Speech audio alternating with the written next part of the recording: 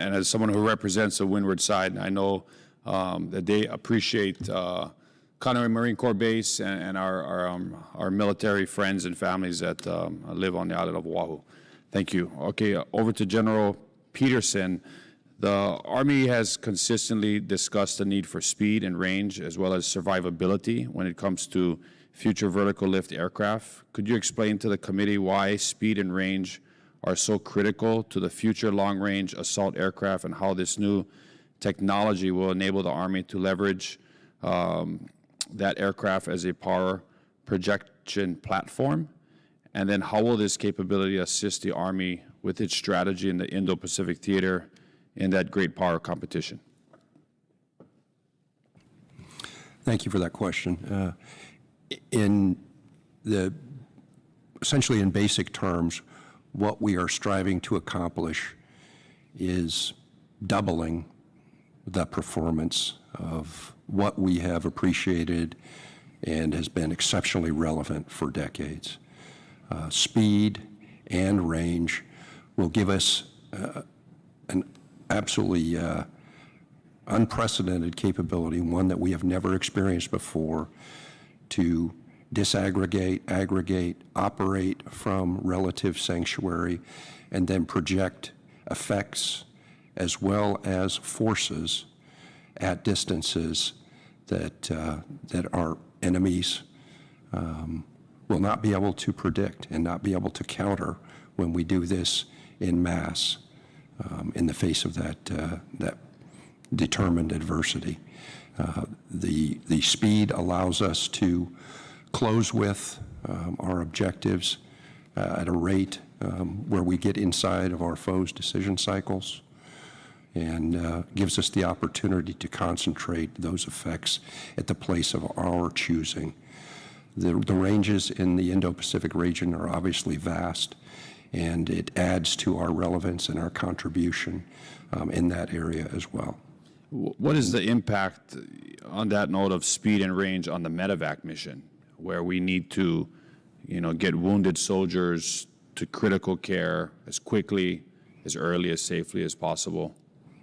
It's absolutely game-changing. It gives us the opportunity to extract wounded soldiers much more quickly and get them to the higher levels of care. It gives us also much more reach without support, sustainment, and exposure of others to extend those legs, as we've had to do in other theaters in recent years. So that extended reach, again, gets the wounded soldier to the competent medical care much more quickly, but also reduces the logistical burden for those extended ranges to provide that capability. Okay, thank you for that. And if I may, Sure. please, Mr. Bush has one brief comment as well he'd like to follow up on. Sir, if I may, I did want to second everything that you just heard, but also mentioned I was remiss in my previous answer in not mentioning the tremendous innovation in the commercial sector in unmanned aircraft that the Army and the other services, I'm sure, are drawing on. There's just as much R&D out there as there is in the DoD. And the Army Futures Command in particular, I think, is doing a very good job of finding things and experimenting with things in the commercial sector for unmanned aircraft rather than us developing things from scratch, which I think, given the investments there in the private sector, is a really good approach. Okay, thank you.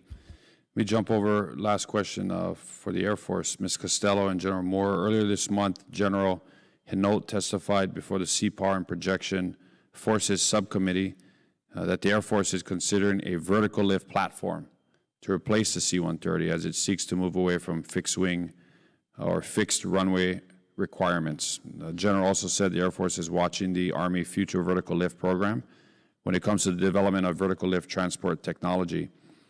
How would the on-time fielding of an Army Future Vertical Lift Transport aircraft, such as the Future Long-Range Assault Aircraft, benefit the Air Force as it looks to develop the next generation concepts? And when possibly would we see a potential vertical lift C-130 replacement fielded? Well, thank you for the question. It certainly, as you spoke before about the distances in the Pacific, One of the things that we think will be a part of the need to perform well in the Pacific is the ability to move around between different places according to a concept we call agile combat employment. And if you accept that fixed runways are easy to find and therefore easy to target, particularly in the first and second island chain, they're all within range of Chinese ballistic missiles. The ability to operate in a runway independent way makes a great deal of sense and is an important use case. And I'm sure that's what General Hinote talked about. We are watching the Army Future Vertical Lift program very carefully because it could provide the mechanics behind how we could do this. As to when it would be fielded, I think that would depend on what its actual range and payload capabilities would be and when it delivers. But if you consider what the C-130, particularly the C-130H, can do in the Pacific, you would certainly want to look to the next generation of lift capability if you want to perform an agile combat employment type of operation. Does that get to your question, sir? It does. And, you know, I get excited about it as somebody who has about 1,000 hours in the C-130, the H-2 and the H-3. And as you know, we have C-130s down in Yokota. We could possibly look at other locations like Anderson for a potential unit. But, you know, is this a type of aircraft that you see would potentially replace those older H's that we are looking at retiring? Or how would that complement the J models that we're investing in? Of course, you know, newer C-130s that we're basing in the Pacific.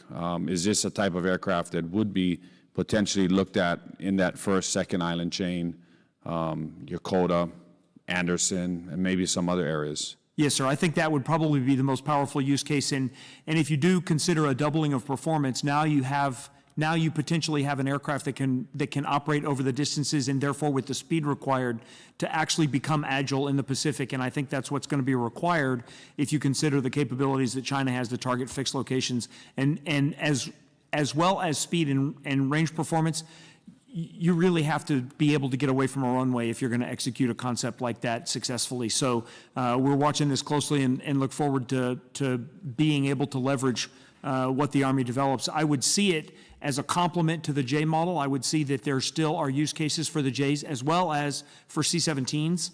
Yep. Commercial partners play in that space as well up to a certain point. But I would see this as a complement that could add or augment the capabilities that we already have in terms of strategic and tactical lift. This would be something that would be really totally new for the Air Force as well, having vertical lift with, you know, these types of aircraft, you know, and a whole new training program that would be incorporating into, you know, those different Little Rock and Altus and the different bases where we're not even doing any of these things, and would have to incorporate that into those new programs. It would, yes, sir, and I would expect that if we were going to do that, we would leverage our experience with the CV-22 as well as the experience that the Army has as they field a system like this, because it would, particularly the tactics and the techniques and procedures, but just the basic airmanship would be different than what we do today. Thank you. Okay, well, on behalf of the chair and the full committee, we want to thank you for your testimony, your discussion that you provided the committee today.